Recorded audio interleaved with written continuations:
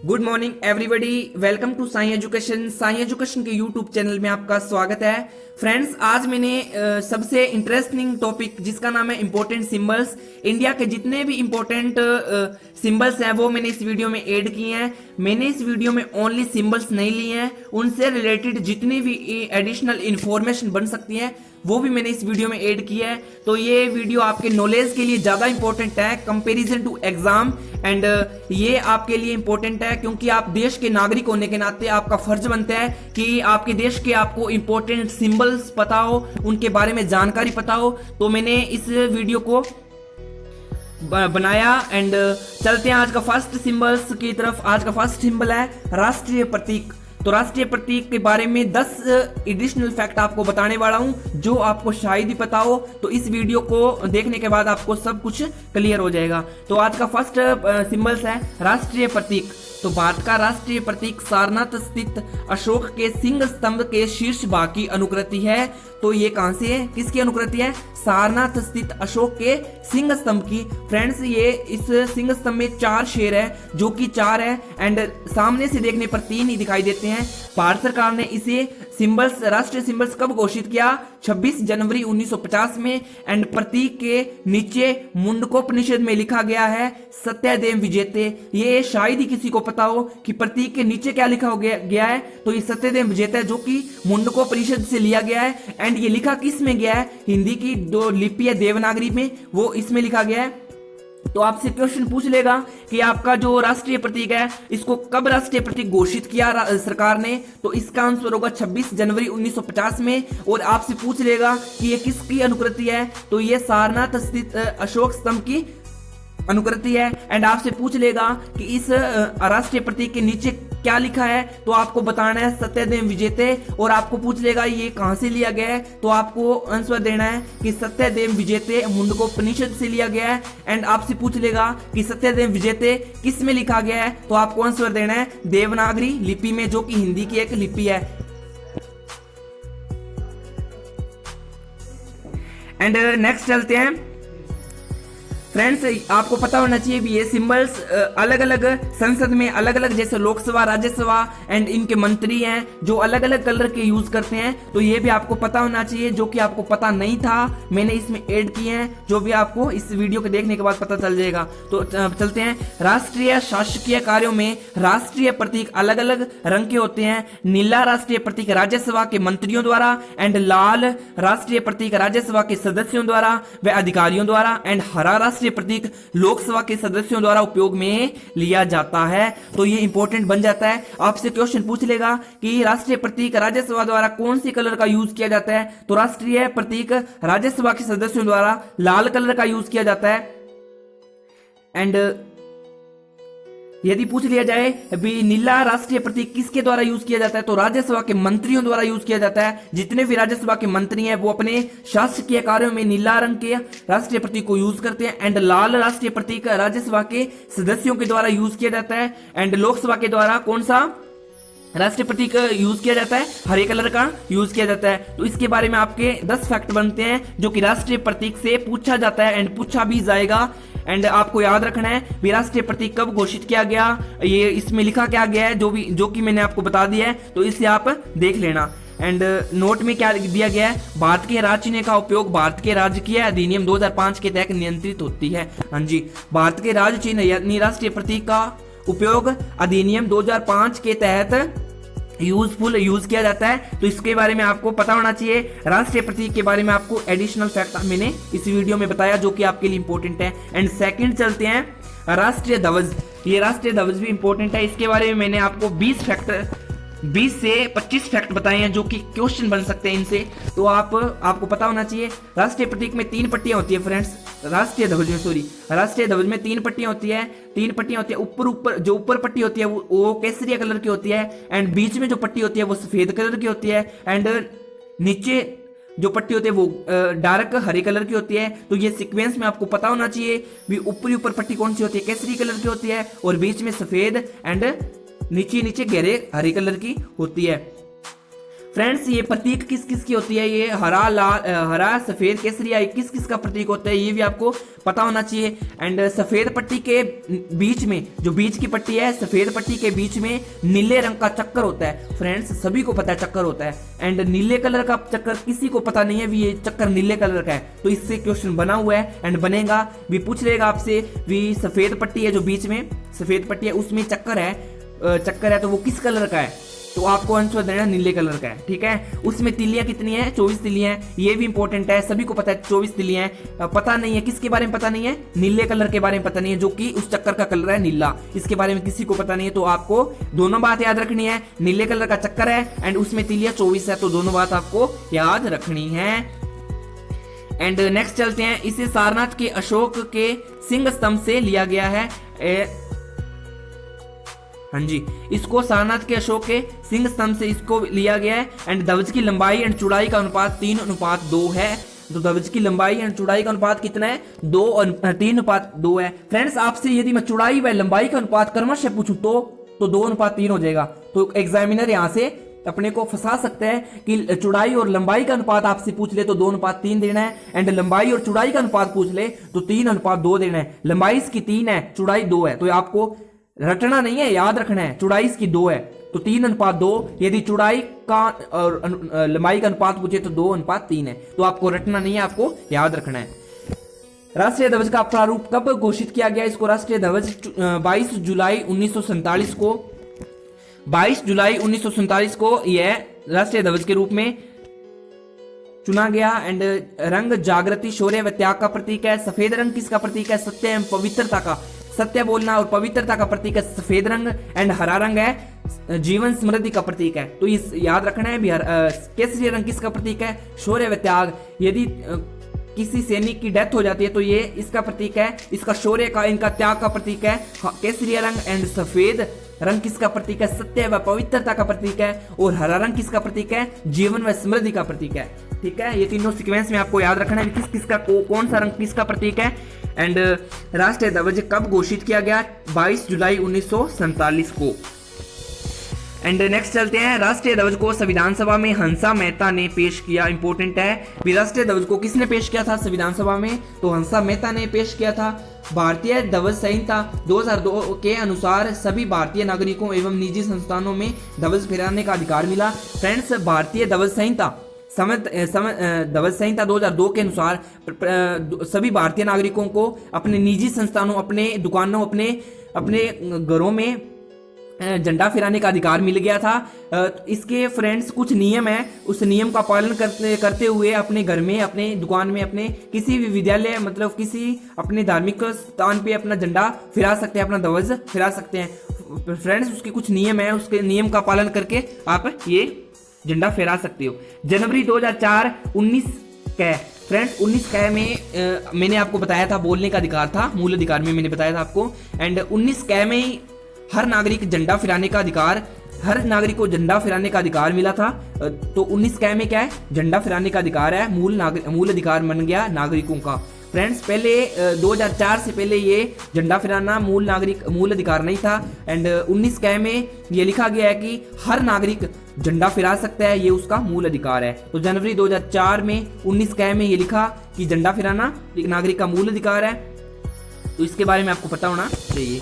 And राष्ट्रीय ध्वज को राष्ट्रीय शोक के समय झुका दिया जाता है, ये इंपॉर्टेंट बात है फ्रेंड्स, आपको पता नहीं था ये बात है कि राष्ट्रीय ध्वज झुकाया कब जाता है, झुकाया कब जाता है। यदि किसी प्रधानमंत्री, किसी राष्ट्रपति, किसी उपराष्ट्रपति की डेथ हो जाती है तो राष्ट्रीय ध्वज को झुकाया जाता है, 12 दिन के लिए राष्ट्रीय ध्वज को झुकाया जाता है। तो क्वेश्चन बन जाता है, यदि राष्ट्रपति की डेथ हो जाए तो राष्ट्रीय ध्वज को कितने दिन तक झुका दिया जाता है, तो आपको आंसर देना है 12 दिन तक झुका दिया जाता है। यदि आपसे पूछा जाए कि यदि पूर्व प्रधानमंत्री, पूर्व राष्ट्रपति, यदि पूर्व उपराष्ट्रपति की डेथ हो जाए तो कितने दिन तक झुकाया जाएगा ध्वज को, तो 7 दिन तक झुकाया जाता है। फ्रेंड्स 2 फैक्ट बनते हैं, यदि राष्ट्रपति की डेथ हो जाए, यदि प्रेजेंट में कोई राष्ट्रपति है उसकी डेथ हो जाए तो उस ध्वज को 12 दिन तक झुकाया जाएगा। एंड यदि पूर्व राष्ट्रपति, पूर्व प्रधानमंत्री की डेथ हो जाए तो ये ध्वज 7 दिन तक झुकाया जाएगा। ये इंपॉर्टेंट है दोनों फैक्ट। फ्रेंड्स ये मैं जो बता रहा हूं ना, ये नोट डाउन कर लेना फ्रेंड्स, एग्जाम में क्वेश्चन बनते हैं इन पे। एंड नेक्स्ट चलते हैं प्रसिद्ध झंडा गीत झंडा ऊंचा रहे हमारा, ये किसने डिजाइन किया? तो इसका आंसर है श्याम लाल प्रसाद गुप्त ने। ठीक है, डिजाइन किसने किया था? डिजाइन यानी लिखा किसने था? झंडा ऊंचा रहे हमारा राष्ट्रीय गीत किसने लिखा था? श्याम लाल प्रसाद गुप्त ने लिखा था। एंड नेक्स्ट चलते हैं भारत के राष्ट्रीय ध्वज का पहली बार प्रदर्शन 14 अगस्त 1947 को मध्य रात्रि में किया गया। तो फ्रेंड्स इससे बहुत फैक्ट बनते हैं भी। फर्स्ट बार प्रदर्शन कब हुआ? 14 अगस्त 1947 को हुआ था। ठीक है, ध्वज लागू कब हुआ था? ये ध्वज अपनाया कब गया था? 22 जुलाई 1947 को अपनाया गया था। दो फैक्ट है, अपनाया तो 22 जुलाई 1947 को गया था एंड पहली बार इसका प्रदर्शन पहले ही हो गया, बाद में होता 14 अगस्त 1947 को मध्य रात्रि में। ठीक है, तो एक महीने बाद राष्ट्रीय ध्वज को पहली बार फहराया गया था 14 अगस्त 1947 को। तो इसके बारे में आपको सारी इंफॉर्मेशन याद रखनी है, एक एक पॉइंट इंपॉर्टेंट है। यदि आपने एक ही पॉइंट छोड़ दिया ना तो आपका काम हो गया। हर पॉइंट अपने आप में इंपॉर्टेंट है, तो इन सभी पॉइंट को आपको याद रखना है। एंड थर्ड अपने सिंबल्स पे चलते हैं। राष्ट्रगान, राष्ट्रगान में भी अच्छे तो पॉइंट लिए मैंने, फैक्ट है अच्छे। तो आपको दो सिंबल्स देख के पता चल गया होगा इस वीडियो की कितना लेवल अच्छा है, पता चल गया होगा फ्रेंड्स। तो आप इसको नोट डाउन कर लेना। एंड थर्ड सिंबल्स पे चलते हैं। राष्ट्रगान, राष्ट्रगान 24 जनवरी 1950 को राष्ट्रगान स्वीकार किया गया। तो संविधान सभा में 24 जनवरी 1950 को राष्ट्रगान को स्वीकार किया गया। रविंद्रनाथ टैगोर जी ने राष्ट्रगान को लिखा था एंड जने गण मन को बांग्ला में लिखा। तो रविंद्रनाथ टैगोर ने जने गण मन को किस में लिखा था? बांग्ला में। फ्रेंड्स रविंद्रनाथ टैगोर ने एक और देश का जो राष्ट्रीय गान डिजाइन किया था, तो उसका नाम है अमार सुनार बांग्ला। बांग्लादेश का भी अपने देश के अलावा इन्होंने एक राष्ट्रीय गान डिजाइन किया। तो दो देशों के इन्होंने राष्ट्रीय गान डिजाइन किए थे, एक तो जने गण मन अपने देश का और अमार सुनार बांग्ला एक बांग्लादेश का भी इन्होंने डिजाइन किया था। एंड 22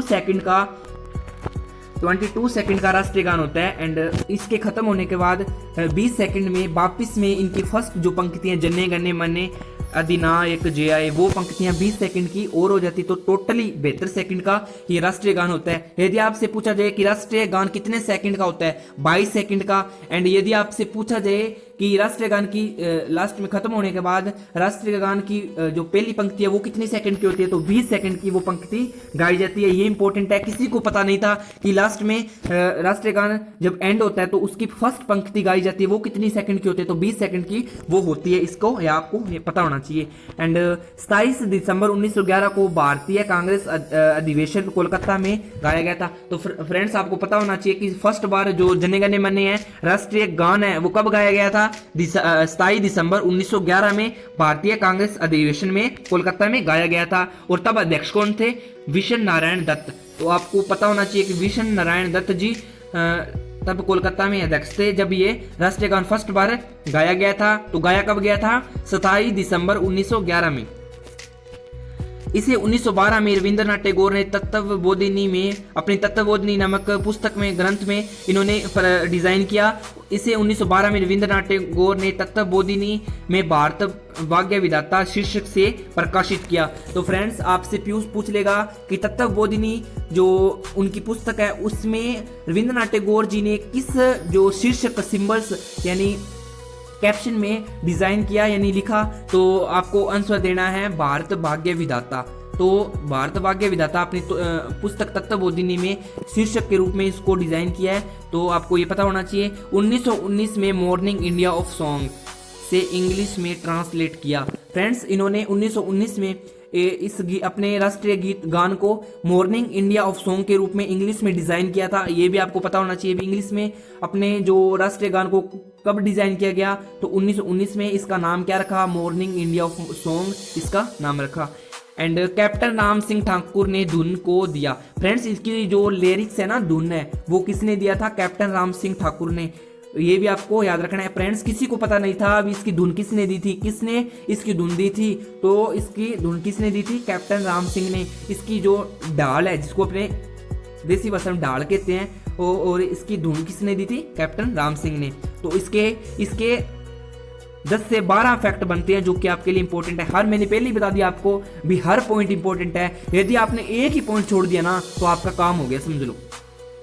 यदि आपको विश्वास नहीं है ना, तो ये जो वीडियो देखने के बाद पहले के एग्जाम उठा के देखो, यदि सिंबल से क्वेश्चन बना है ना तो इन्हीं से बना है, और फैक्ट मैंने उन्हीं से ऐड किए हैं, ये आप समझ लेना। एंड फोर्थ सिंबल्स है राष्ट्रगीत।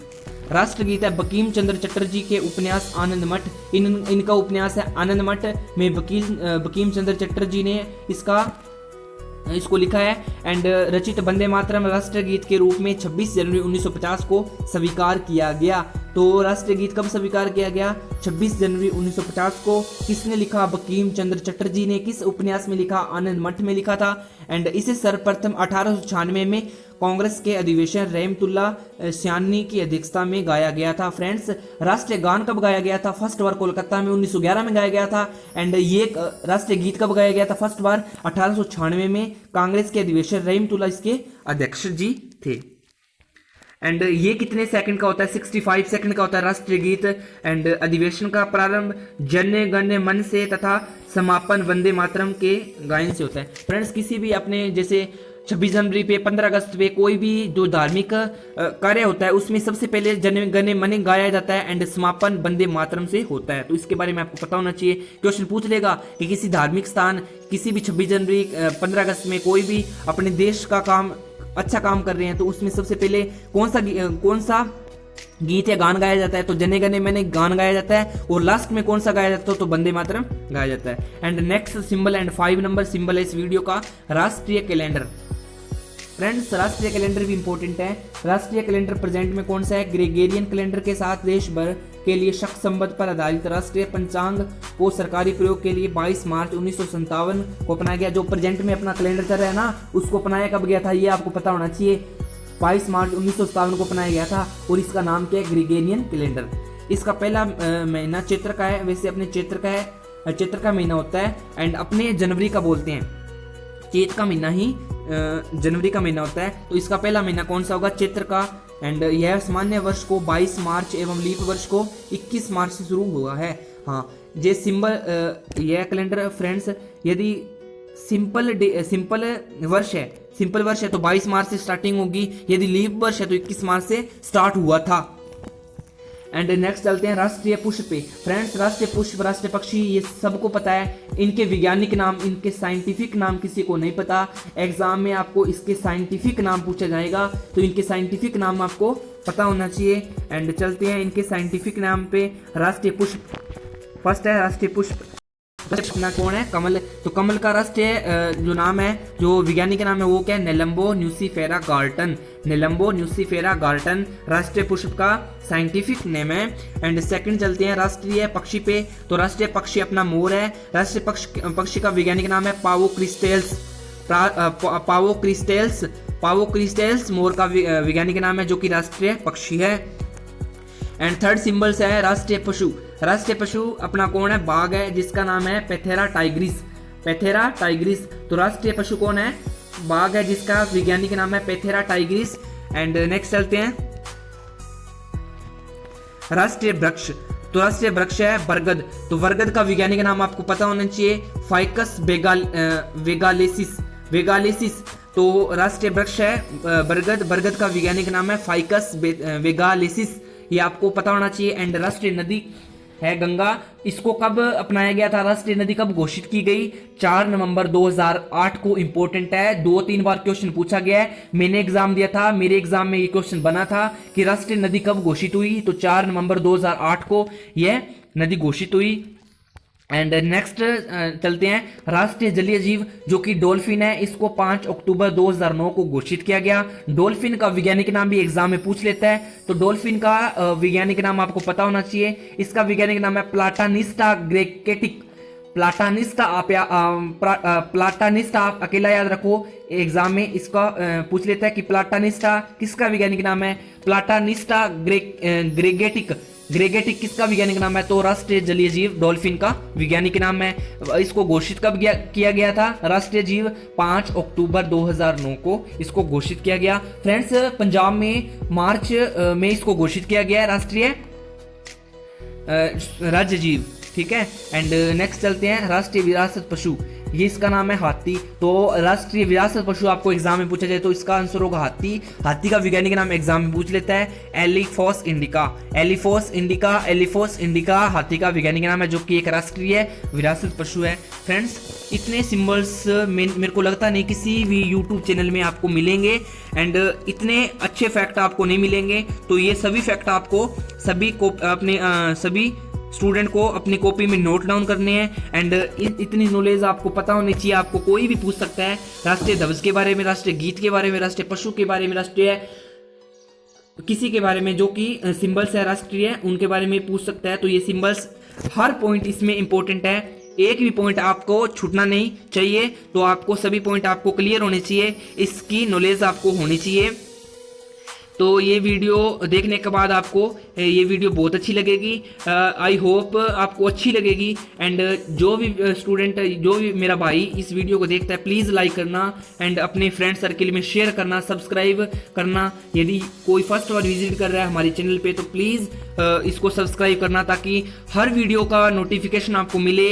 एंड आपके लिए ये सभी वीडियो इंपॉर्टेंट है। जिसने भी पहली हमारी जितनी भी वीडियोस आई है वो नहीं देखी है तो प्लीज़ जाके प्लेलिस्ट में देख लीजिएगा, वो इम्पोर्टेंट आपके लिए वीडियो रहने वाली हैं। एंड यदि आपको विश्वास नहीं हो रहा तो आपने पहले एग्ज़ाम दिए होंगे, तो उन वीडियोस को देखने के बाद आपको पता चल जाएगा भी एग्ज़ाम में इनसे क्वेश्चन बने हैं। तो थैंक यू आज के लिए, thanks a lot watching my video, love you to all, bye bye. Next मिलते हैं करंट अफेयर्स के साथ। आज का करंट अफेयर 3 बजे आ जाएगा, तो नेक्स्ट चलते हैं नेक्स्ट वीडियो के साथ, and bye bye, love you.